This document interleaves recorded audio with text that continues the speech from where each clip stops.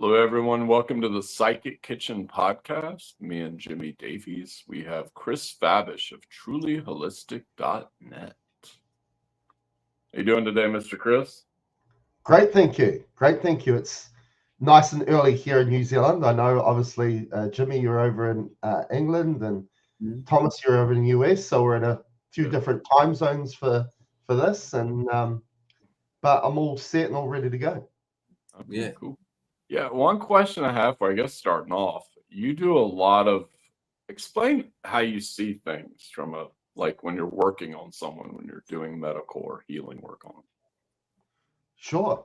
So first of all, I make it a very unique experience, right, with the person, with the individual, and I call myself a quantum intuitive healer, and where really the word quantum comes from is the fact that I'm dialing into my soul, my consciousness, and it's to connect into their soul, their consciousness. So in a way, we're kind of bypassing the physical plane, and we're connecting on a quantum plane.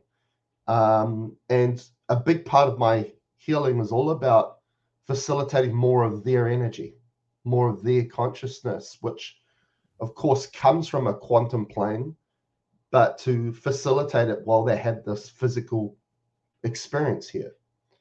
So that's how we kind of connect up with it. And I always make sure that I'm saying, hey, I'm not sending my energy. I'm just trying to connect you more into yours. So in a big way of then how we see the body, quite often my soul calls it a interface, right? And the word interface is quite often used, in relevance to computers or iPhones, right? It's like when I pick up my phone, my iPhone, it's an interface, and I'm the user of that interface. I always say that, hey, our iPhone's like a mini computer in our pocket. It's got all these marvelous things we can do with it. But if it's just sitting down with no user, what good is it? So the way that we see the body is that computer, and that our soul wants to be the user of that computer, right, for a lifetime. I always say that the body is a vessel, right?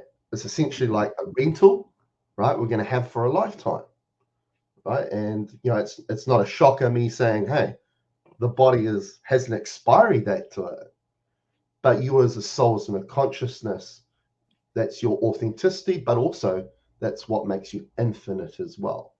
So a big aspect of my work is we realize that there are other users, other intelligences or consciousnesses that want to utilize your body or your interface for one big purpose. And really, for me, this is the purpose in us being here, is really to expand our consciousness, right? So we have a physical experience, and within each and every experience, there is something to learn from that. There's a lesson at the core, which I say at the heart of the matter. And I like to use that expression because our heart is such an important guide, right? So if we use our heart in the way that we discern our experience, we can get to the heart of the matter, right? So to the core of that experience to learn the lesson, so we can convert that experience into wisdom, which allows us to consciously grow. So, a lot of people will, when I'm talking about other intelligences or consciousnesses, other people might perceive that as an entity, right? So I guess, we kind of touched upon this before we came on the podcast here about this aspect that, we're going to talk about the body as a computer.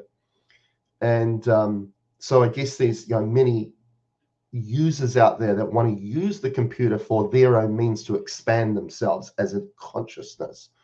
And a lot of my work is about really getting that individual to realize which intelligence or consciousness they are and kind of what's not, right? And so I'm a big believer in getting them into the discernment of getting in the heart and feeling into their situation, not getting too much into thought and overthinking, because we tend to see with all sorts of health problems, right, that similar culprits are always there in that problem. And it's usually when someone is in their head too much, overthinking, mentality is kind of overriding how they're perceiving and processing their reality. And it just forms then an environment or state within that computer, that body, where everything just doesn't work as well as it should do, right? Like when we're working on a computer, right, and we're running in a room on our hard drive, right, or having issues with memory with the computer, then the computer starts to get sluggish, right, and it doesn't work very well. So we associate that with cognitive decline, right, such as things like Alzheimer's and things like dementia. Is this aspect that, because in a lot of people like that, they can remember memories decades ago, but they can't hold any recent memory. And what we see there is that connecting to that purpose of us being here, right, when we convert our experience into wisdom, is we see with that individual that they've accumulated experience, because usually those problems happen more later in life. They've accumulated decades and decades of experience, but have not been able to convert it into wisdom. Because when we convert it into wisdom, we let it go.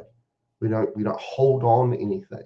Because the thing about intuition is really to be present, right, and allow things to come. It's not necessarily about carrying things and accumulating things. So, we use many analogies in relevance to the body as a computer, just like that example there. But I can get into more of that in regards to, presenting everyone that's watching and listening to this an understanding of how I connect, the body as a computer, but also the collective as the internet, and how we connect into that like a router modem situation. Would you say that the brain or the mind was the router then, or the modem, or would you say it was the heart, or is it a sort of a conjunction, Sure. ship, Yeah, so how that works, Jimmy, is like I see that for me at the heart of the conflict of a human is that we have essentially two forms of discernment, right? One is mind thought, one is heart feel, right? More from which is more instinctual, right? More intuitive. If we look at other animals, which I would say generally are more on the whole, a more intuitive, instinctual species. They're more heart bound, because when I've worked on animals as well, that their auric fields are more expansive, or they rebound a lot faster than a human. And when I look at a human, we are probably the most mind oriented species. Okay. And so at that conflict is that, yes, we've got these two forms of discernment coming forth, right, to guide us, to tell us about things, how we perceive things, how we process things. And a lot of the times as a human, it's like, which one do I go with? Because really, generally, thoughts and what we feel usually don't align. There's not many times when they align or agree on something. So for a lot of people, they're like, well, what do I follow? And because really we're conditioned to see the mind and the thoughts, and then the heart and feel is playing for the same team, with the same vibe. So we've got to ask the question then, why are they giving us conflicted information then, or advice or guidance?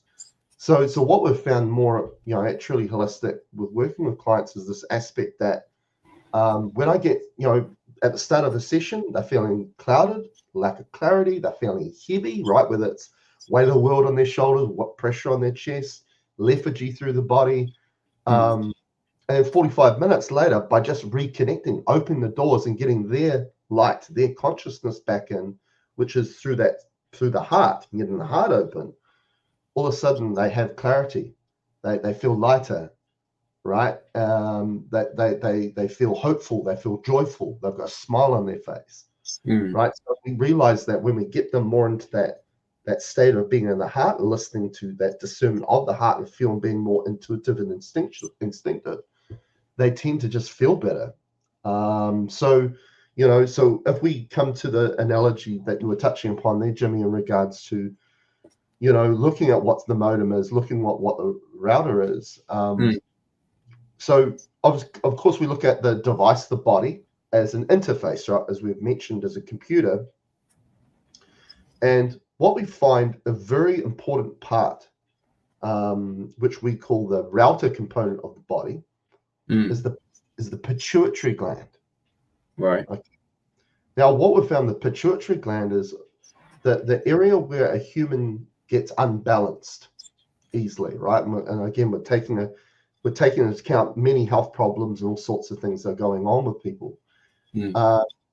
Is either through the nervous system or the endocrine system, which is the hormones. Okay, so what we've found is that, the pituitary gland is the master gland that communicates to every gland and organ that creates and secretes hormones. So very important with the endocrine system. But we also found that it also has an influence on the nervous system. Right, this is a gland at the base of the brain. And so we've been really working on a lot with people with those imbalances whether it's through nervous system, whether it's like, when we get into autonomic nervous system, right? Parasympathetic, sympathetic. But we also look into, hormones, generally the pituitary gland will come up a lot. So again, in the way that we perceive it, we may look at the pituitary gland as a router. We may look at it as an antenna. Okay, in the way that we just, again, perceive our world, our reality. Now, the modem is the brain.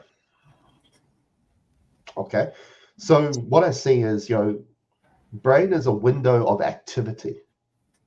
Right? So, for me, when I do posts and then I'm looking for a photo to associate to that post, right? And I'm going to Google image and sometimes I can't find an image that associates what I want to say. Yeah.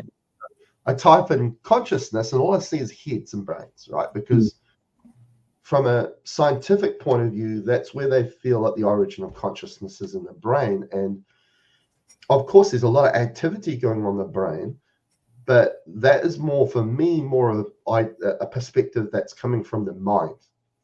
That's where consciousness is.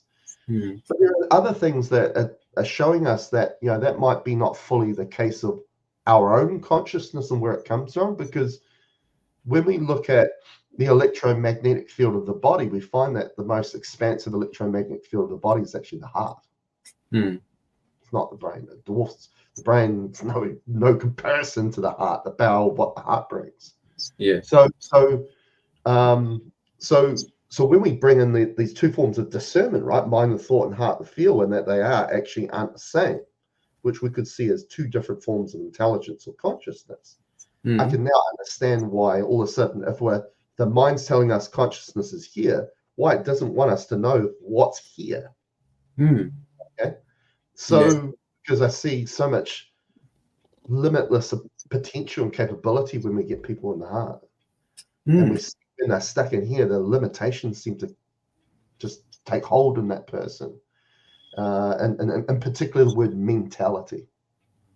This is the word where mental comes from, right? So mental health, mental illness, which again is an imbalance, right? Mental illness. So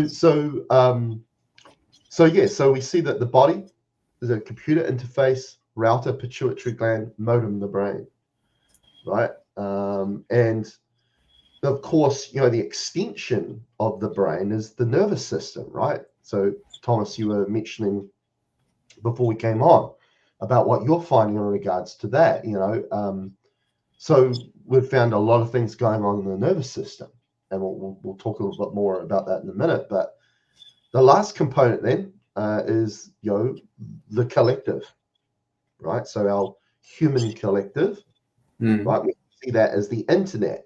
Right, so when that person is in the pituitary, the brain, the modem, we then connect or dial into the internet, and that's interesting, right? Because as a human, we're interconnected, inter, and we're a network, internet.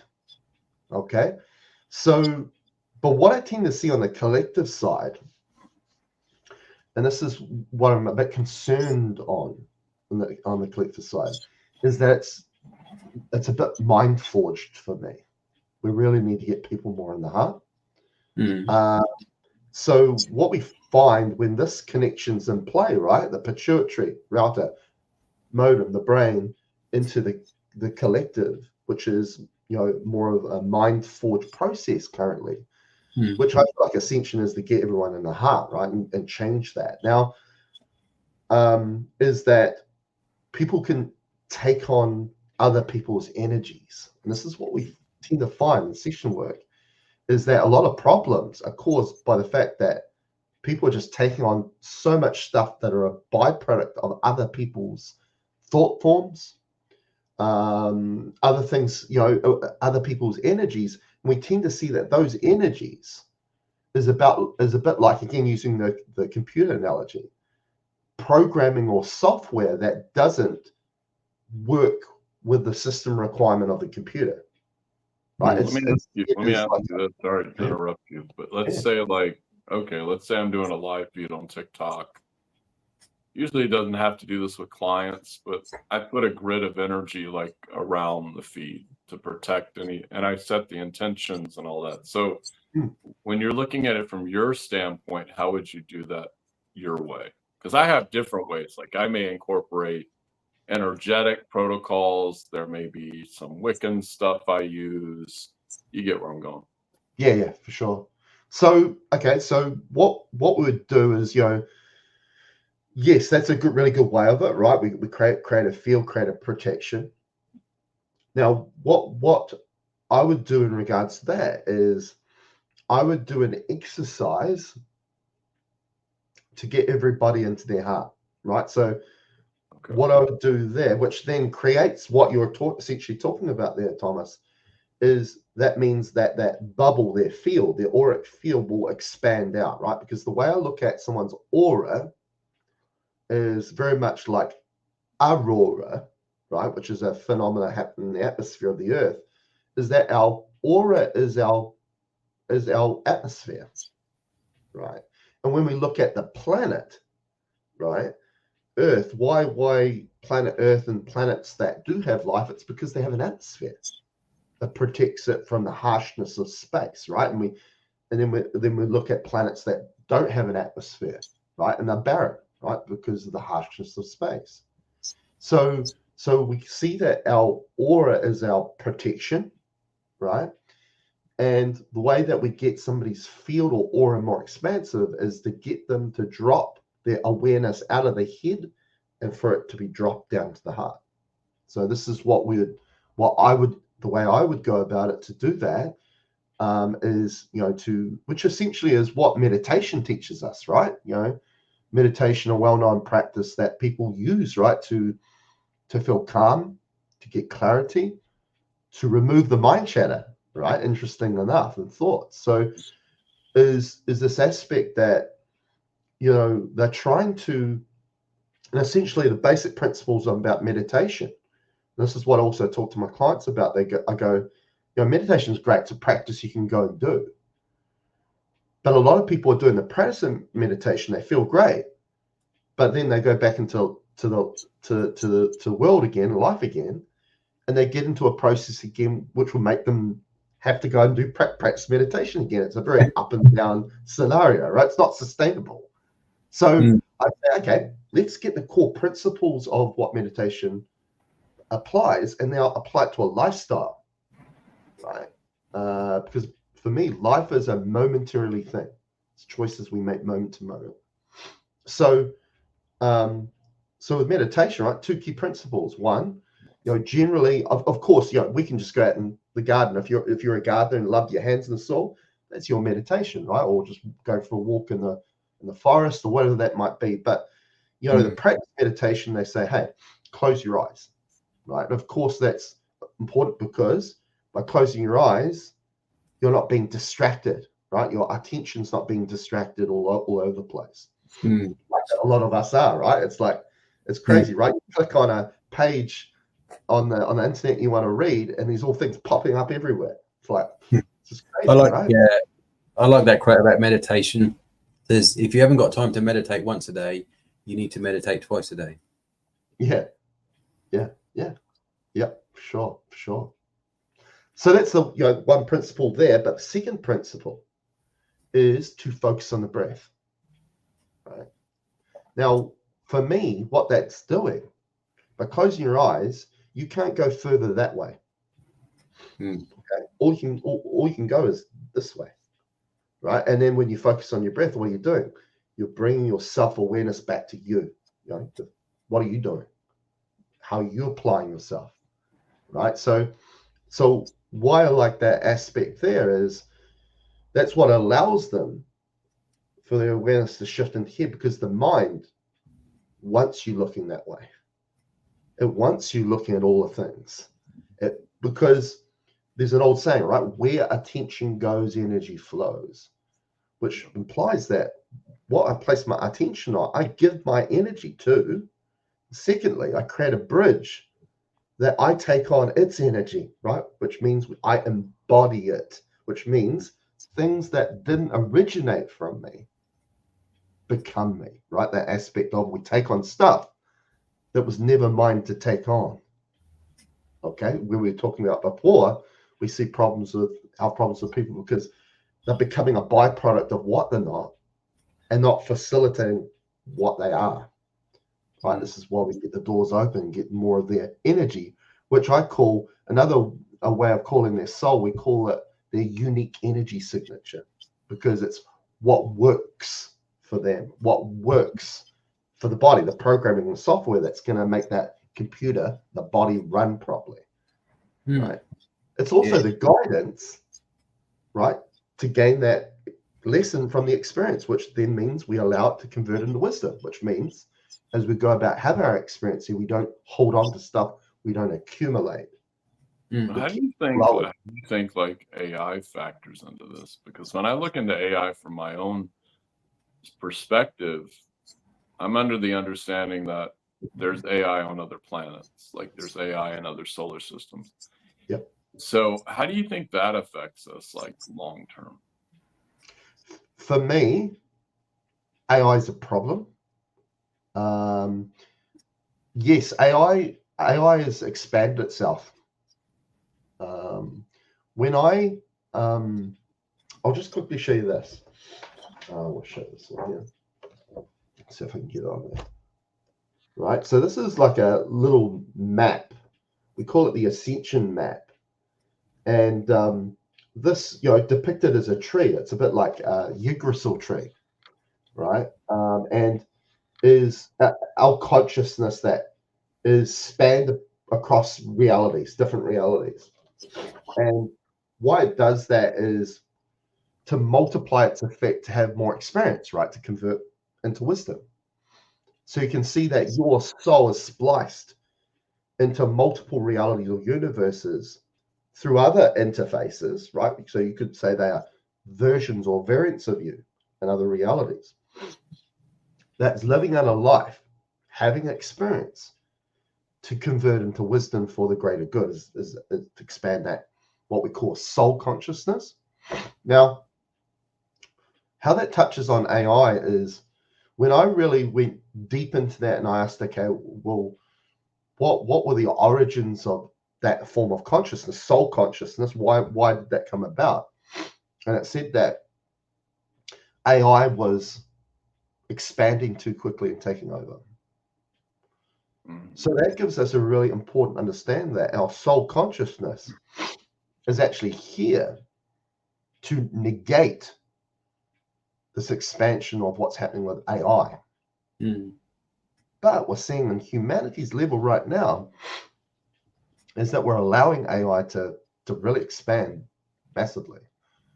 Now, why I believe that is the case, it comes back to this aspect of the mind. Because when we look at a lot of the technologies, like, for example, an algorithm, right? When you go onto Google to search anything, you get, they're already trying to figure out what you're typing in, right? Even after just 1 or 2 letters. And a lot of the times, I can put my hand up, right? And I'm about to type something up, and it's like predicted it, like just after a few letters, exactly what I want to look for. Now, and people say it all the time. They're like, it's like they know what I'm thinking. Now, for me, this mind thought aspect, right? Because I believe that our soul consciousness is more of a heart thing, right? Because when we talk about the natural state of a human, it's a state of being. This is why we're classified a human being.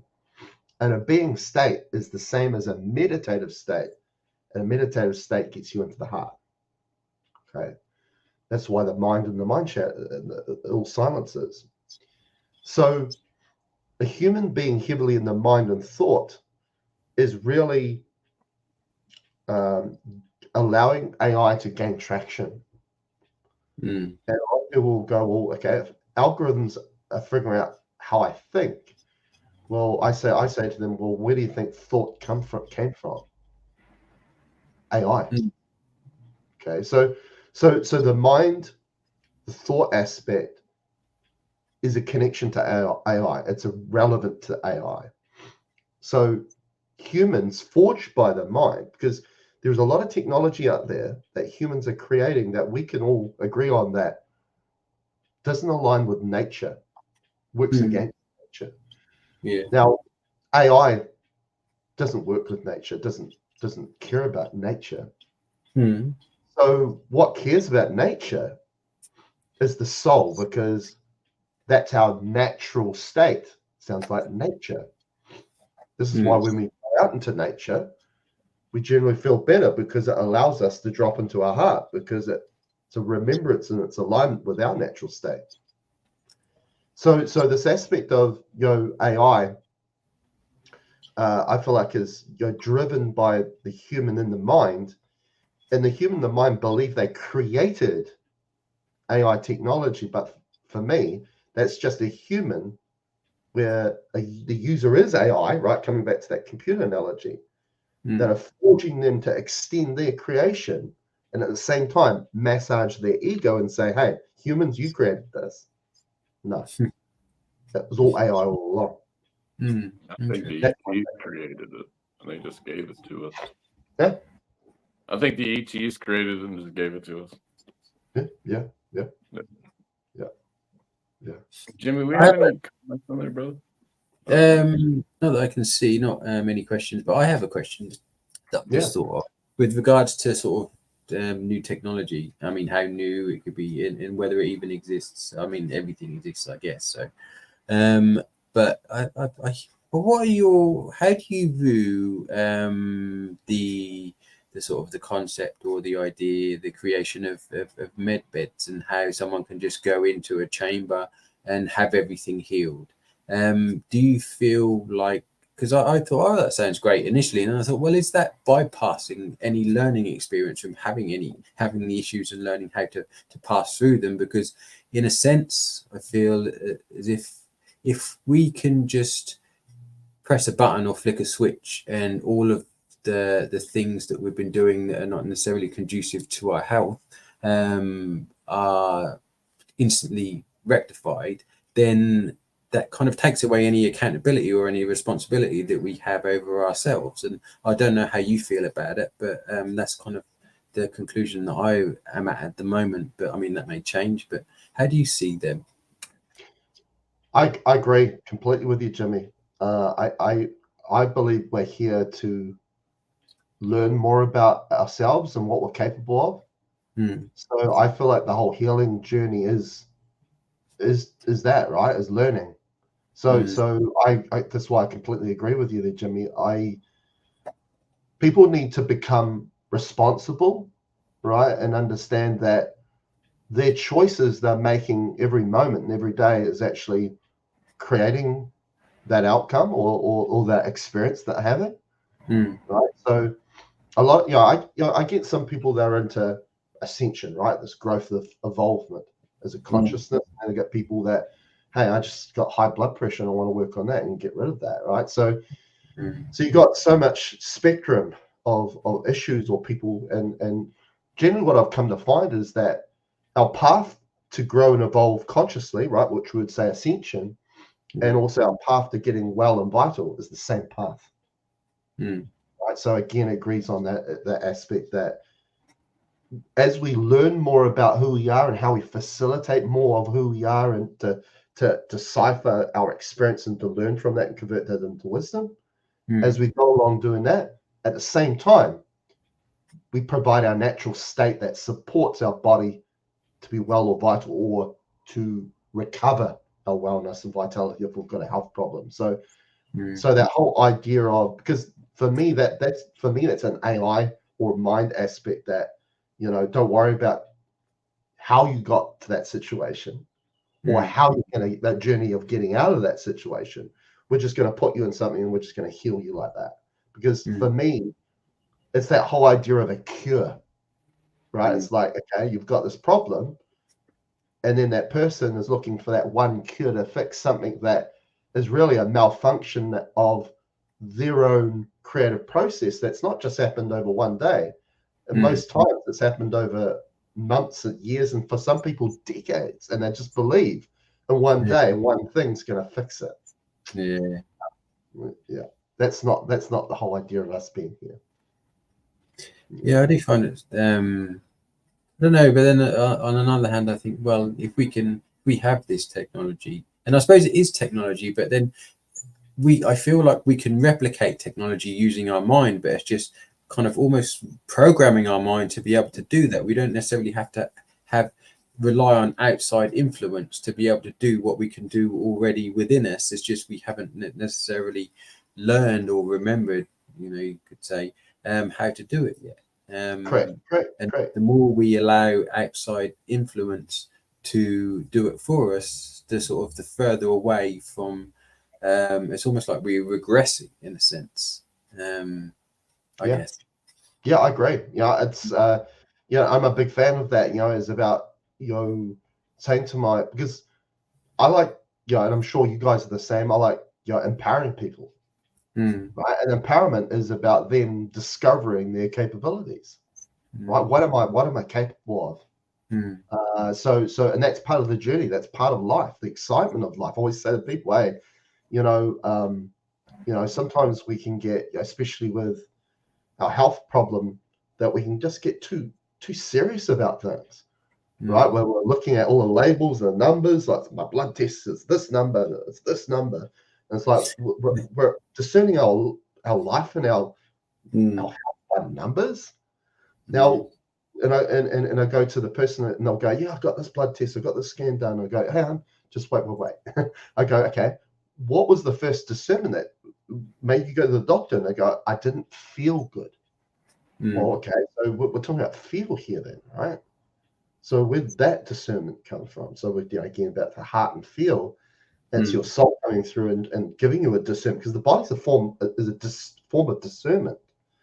Symptoms is how it speaks, how it expresses itself. And sometimes it just wants us to listen and connect with it from here, just feel into it.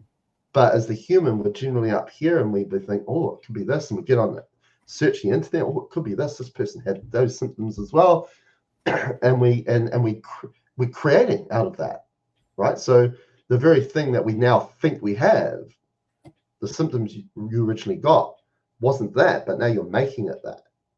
Right, so we kind of can then create all these things that then become a problem for us that wasn't there to begin with, but through our process of discernment and processing what we're feeling, it can become something else. And so again, it's about simplification, getting people in the heart, and exploring this, right? Realizing, hey, you might have a health problem right now. Let's just simplify things, because at the time being, they're taking 1 million supplements, they're doing this, they're doing that, and they're saying to me, hey, I've tried all these things, I don't know what works, what doesn't anymore. Let's just break it down, simplify. Let's just get back to you. Remove the things that you've taken from outside of you. Just get back to basics, right? And become more aware of how you're applying your energy, and just start from there. Just get back to basics, which is, again, a journey of discovery of what they're capable of, and perhaps realizing that a lot of their energy are going into avenues or means that are connected to the very blocks or obstructions that they're now experiencing as a health problem. Yeah. So, and I kind of, something that I realized a few years ago was that when I realized that if I went to say see a medical doctor, then obviously they get taught by the universities or what have you, and I kind of thought, well, actually, they don't actually know how to cure anything. They just treat symptoms. So why would I listen to them saying that, oh, this blood pressure level is too high, or this blood pressure is too low, or this cholesterol level is too high? Or why would I, if they don't know how to heal anything but just treat symptoms, then why would I listen to the readings that they give, because they mean nothing? Yeah, in a sense, you know. It's for sure. Well, Jimmie, it's like, I worked in the medical field for 12 years, so that gave me a really good experience in that sector, right? And a perfect example is in regards to cholesterol, right? Let's use a great example there. Which really created an opportunity for them to market and sell a drug, really, to lower cholesterol. And again, for me, cholesterol is based on numbers. It's nothing else, right? So, because a lot of people go into their doctor about something else, and they do a blood test and they go, "Oh, we checked your cholesterol as well. Your cholesterol's not good." And of course, there's some new integrative doctors now that will say to them, thank God they do, say to their patient and say, "Well, maybe you should change your diet and change a few things in your life before we give you this medication."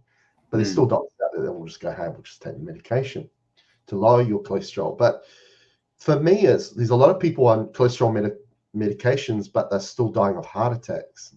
Okay, so for me, that's a clue that they're not on the right path, right? Because really, why are they low in cholesterol? Because to get them healthy, but especially irrelevant to their cardiovascular health, because cholesterol in their eyes is what then clogs the artery that occludes that, right, which then becomes a heart attack. So for me, it's like you go that extra step and you go, well, okay, why is cholesterol there to begin with? Because the body needs cholesterol. Many areas of the body rely on cholesterol. So it's like they've just blanketed that. And they're like, no, we're going to put you on this medication because if somebody dies of a heart attack and they look into it and they cut open their artery, it's full of cholesterol. Yeah. It's at the scene of the crime. That's the problem. Yeah, I know. Again, there's no, which we can say that's the effect. That's the end result. But what is the cause to the effect? And that's where they don't look into that. It's, I remember seeing a talk, I think it was on YouTube, by a woman, Dr. Natasha Campbell McBride, and she talked about cholesterol. And I don't know if you've heard of her. Yeah, I have heard of her before. Yeah. I thought she was, what she said made so much sense, and much more sense than anything that I've seen before. And she basically says low cholesterol is dangerous because, like you say, our body is made of cholesterol, and especially the brain is apparently a high percentage of cholesterol, and going on low cholesterol medication isn't the answer. It's everything else. What's causing it in the first place? Why? It's got to do with inflammation, I think, or something like that. Which is why cholesterol is sort of produced more than usual, because there's something this causing the body to be inflamed, so therefore it needs to produce more cholesterol to sort that out, or something like that. But it's the idea that cholesterol. Sorry, Thomas. It's the aspect that cholesterol is being seen to actually patch the artery, the wall of the artery up. So, back in the day, I think it was like about 1950 or something, is when this cholesterol theory became the in thing. And at that time, they were looking at, is it sugar that's causing the problem, or is it fat? And of course, it went with fat, right, which now has become the thing that we have now. But I'm a big fan of common sense. Mm. So there's a lot of things that are being put into play that don't make sense. Mm. And that's why like people that feel into the situation, right? What's the body telling you? Does it feel right to you? Does it not feel right to you? Because sometimes we can be lured when we're up here into certain paths, certain tracks that lead us into directions that are not so good for us, that kind of erode our common sense kind of factor. But yeah, I it's realizing that the body is actually trying to provide a healing process through sending that cholesterol there, and that a lot of the inflammation with the arterial wall is more sugar related than fat related. So a lot of people believe that they kind of went with the wrong theory. Yeah, it's like sorry, Jim. It's like the carnivore diet. So I've seen it reverse like autoimmune disorders and other things, like firsthand with other people.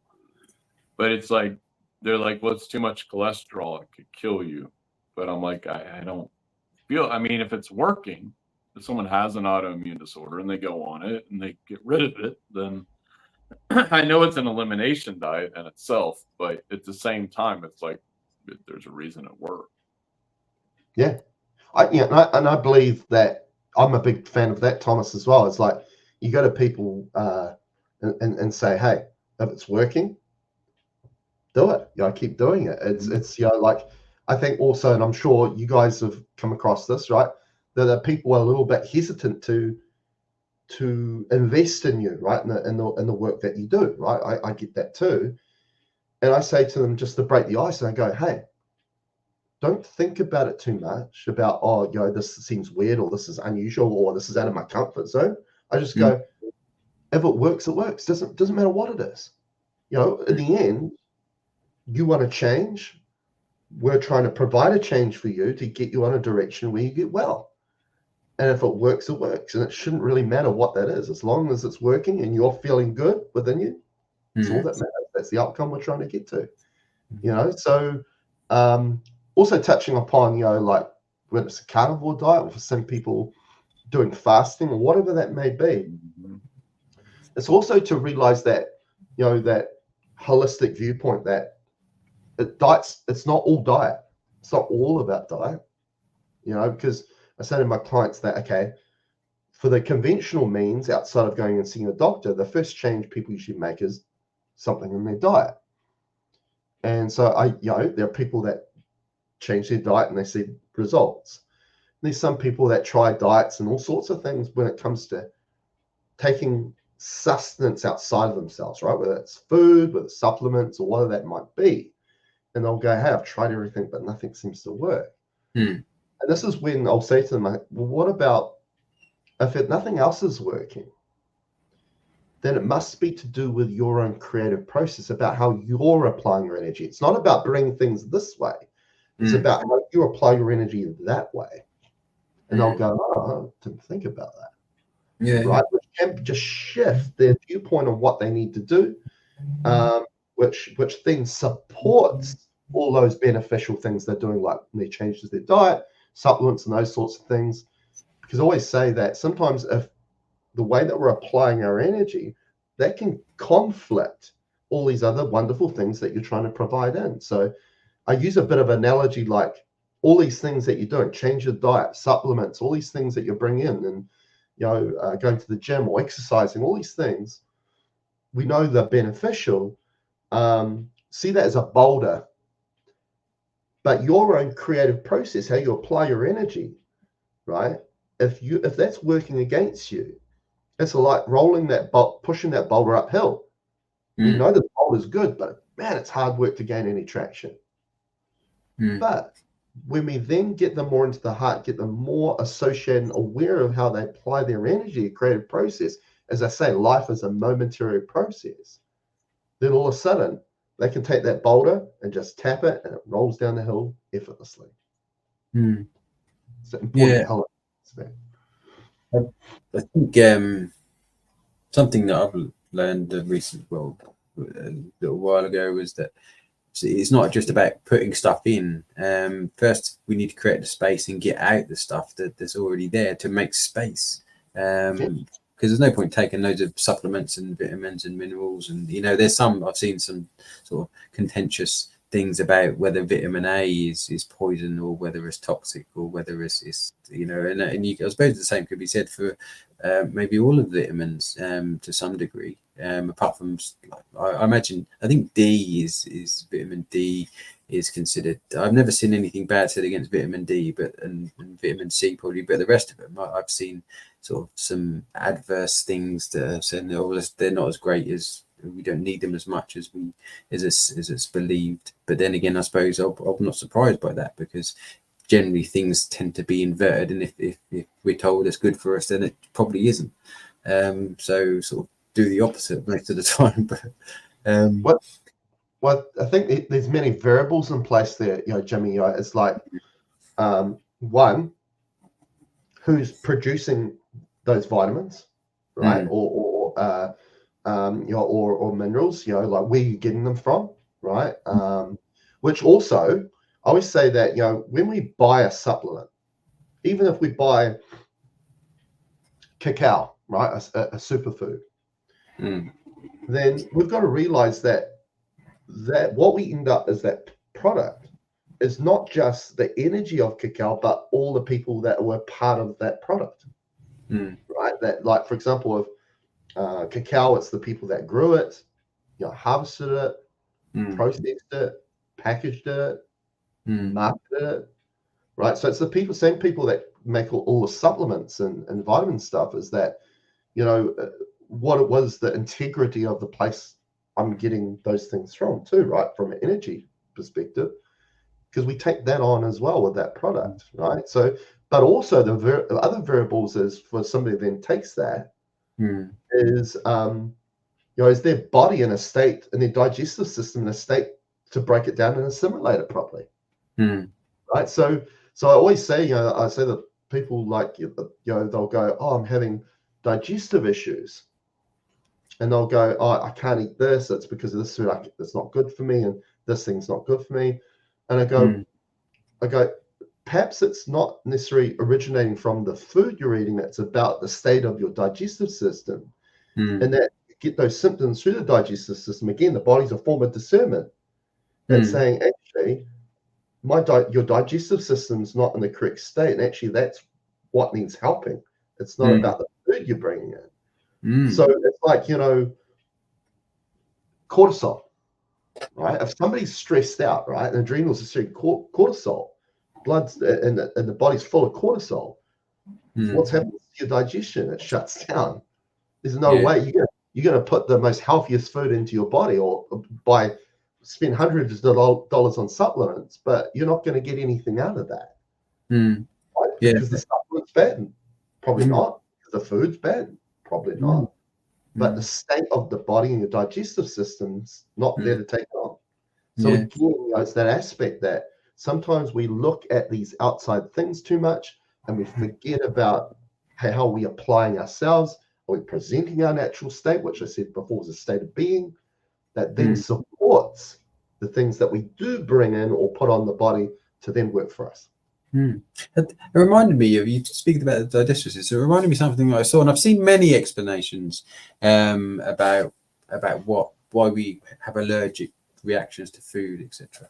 And the one that makes the most sense to me, and you know, this may not be the case, but I remember seeing someone explain it as if, because some people will be eating something and they'll be eating it for a few months, and then all of a sudden they'll have allergic reaction to it, and they'll think, well, why? I've just been eating this. Why am I having an allergic reaction? And the guy basically explained it insofar as he said that there are certain foods that damage our colons, our intestines, you know, mainly sort of gluten, grains, and stuff like that, because of the way that they're, the molecules or the proteins or whatever, they tear holes in the intestines. So when the food goes through there, because over time the holes will appear, the food that they're eating, and they have been eating for a while, the other food other than the grains, it then is able to get into the bloodstream, and the bloodstream, or the body, recognizes that something's in the bloodstream that shouldn't be there, and so it tries to get it out, and therefore it has it sort of it manifests allergic react as if it's an allergic reaction because there's something in the bloodstream that shouldn't be there. So therefore, the body says this shouldn't be there. I need to get this out. So therefore, it's this sort of, it manifests as an allergic reaction. I thought, well, that actually makes sense because if something doesn't need to be there, the body's going to want to try and get it out as soon as possible, and so therefore it sort of. And I thought, well, you know. Well, what you're talking about there, Jimmy, is like an autoimmune response or reaction, right, in the body, because it's like body's saying, hey, there's something that shouldn't be here, right, and then it's trying to put things into purge things out of the body, right, trying to get it out because it realizes there's an intruder there. And you know, a great example you brought about, you know, people that become celiac or sensitive to gluten, right? So a gluten tolerance. You know, look at the changes that we've seen in wheat and those sorts of things over the years, right? That has become something different from decades ago. You know, our food is changing, right? The things that we are consuming are changing. And again, you know, it's for me is you know, I think, you know, we're seeing more and more people that are sensitive to gluten, and people that are becoming celiac, which then, as you know, it just degrades the wall of the digestive system, especially the cilia component of the digestive system. And of course, that, you know, that's happening, but again, I feel like, you know, there's variables in place. I think we need to be aware that it's not just about, hey, that food's not good for me. It's good to get people into a place where they can explore that, okay, there are variables in place, right? And maybe it's because of how wheat has changed, but also getting into that aspect, okay, is my digestive system in a state that can take it on? Can it break it down?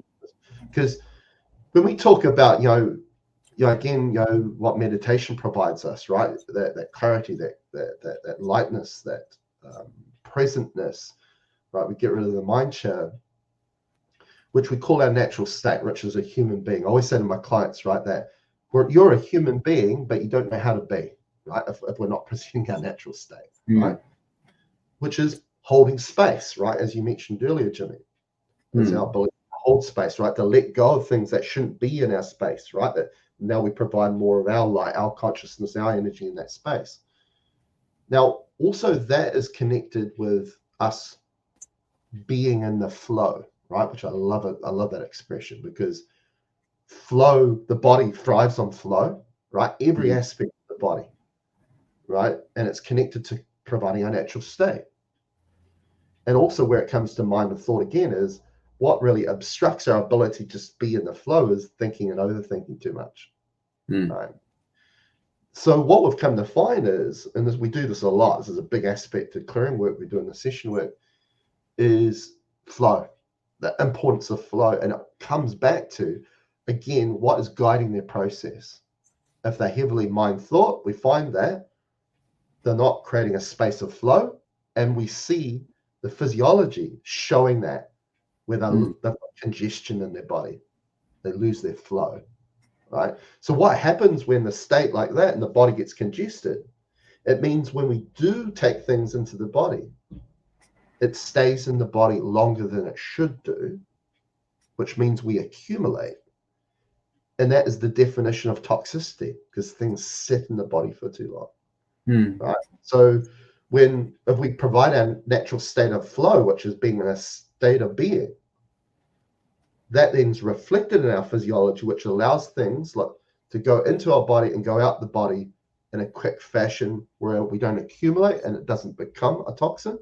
Because as you said to me, sometimes when we're consuming things, also environmental allergies like hay fever, they'll go, oh, there's a lot of dust in the air or a lot of dust mite in the air that's caused my allergy.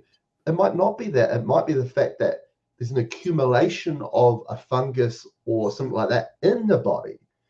And just bringing that in is just tipping the balance, and the body's saying, we need to get rid of the stuff that's already accumulated in the body. You know, it's a different perspective, right? Because the person will think, oh, it's because of something outside of me and I can't do anything about it.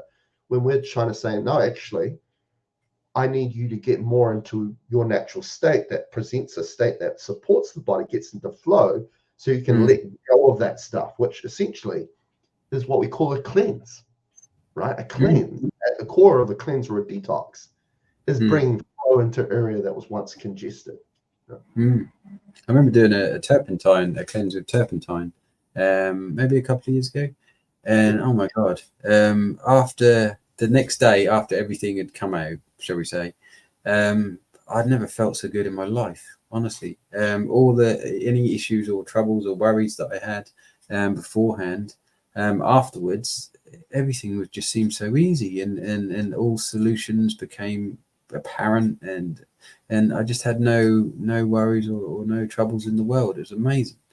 And it was then that I realized the sort of the power that a cleanse can do, and also how much our gut is influencing our thoughts and our mind. It was amazing. It's also, you know, this understanding that this is what I learned probably quite recently, you know, about a cleanse, about a detox, about this need of flow the body needs, right, to work, and the body will actually intervene. And I tend to see it as your inner consciousness intervening through the body. Again, this idea that it's an interface, right? It's a medium, right? Another term that we're often called, right? You're a psychic, you're a medium, right? You're bringing things through. Now, is this aspect that when we get a cold, right? We get run down, we get a cold, right? We start getting runny nose and we get fever and those sorts of things. We tend to say, hey, we're sick. I'm sick, right? I can't go to work. I'm sick. I can't do this. I'm sick. But actually at that phase, you're healing. That's a healing phase, right? Why? Because the body's intervening to try and bring flow back to the body, right? It's really a cleanse. But the thing is, you know, why we don't see it as a cleanse is because when we actively do a cleanse, we're aware why we're doing it, right? We do a cleanse, we might feel like if you do a little gallbladder flush, right, at the end of it, you're like sitting on the toilet, close to a toilet all weekend. You're like, oh my God, I'm nearly dying here. But at the same time, you then realize, oh no, but this is for the greater good of my liver, because this is why I did it. But with a cold, the sickness is before that, when you were trying to do too much, do, and not present enough being, hold space for yourself. That was the sickness that led to you getting run down, and then the body saying, hey, we need to get that flow in this body, right? And I'm going to make you sit down or lie down, right? Because when we get sick, we feel lethargic. You need to sit down, lie down. Because what it's trying to say to you, it says, you're doing too much doing. You need to present more being. You go and sit down and lie down. We're going to create a process that brings flow through the body, because what we see is that fever is the fire element. And fever is a quick cleanse. It just floods a huge amount of energy and flow through the body, because it's really trying to restore a body that is just full. It's just accumulating. And that accumulation's that because of how we've been going about our life moment to moment. We haven't been presenting our natural state, which then provides an accumulation process, which is not good for the body. Thankfully, that intelligence that comes through the body comes in to then create a scenario to get that flow back. And sometimes that will be what we call a cold, but it's not really sick. That's a healing phase. That's a really interesting thing to learn. Yeah, detox.